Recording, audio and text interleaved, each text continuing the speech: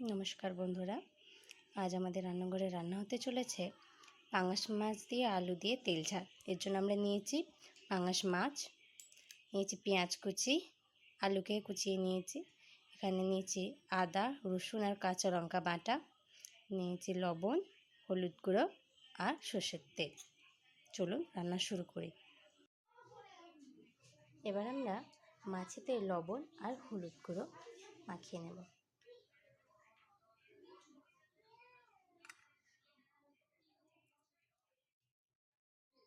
এখানে আমাদের তেল গরম হয়ে গেছে। এবার আমরা পাঙাশ মাছগুলো ভেজে নেব।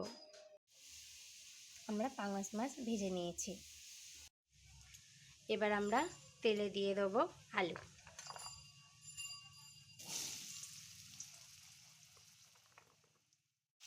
আলুগুলো আমরা হালকা করে ভেজে নেব। এবার আমরা এতে দিয়ে দেবো পেঁয়াজ কুচি।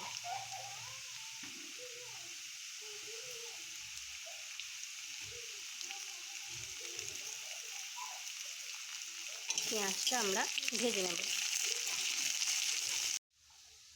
পেঁয়াজগুলো ভাজা হয়ে গেছে। এবার আমরা এতে মশলা দিয়ে দেব।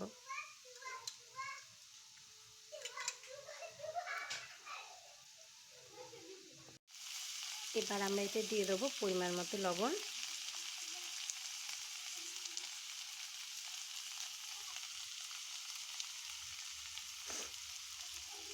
আর দেব হলুদ গুঁড়ো।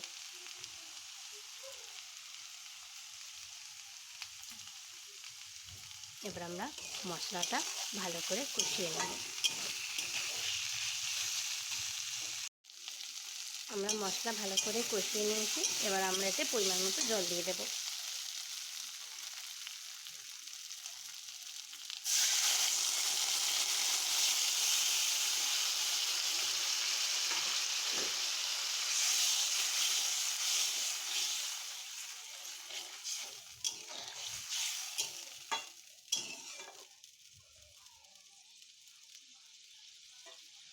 এবার এটা আমরা ঢেকে দেব।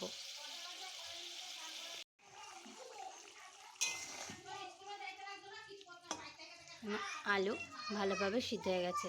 এবার আমরা এতে ভেজে রাখা পাঙাশ মাছগুলো দিয়ে দেব।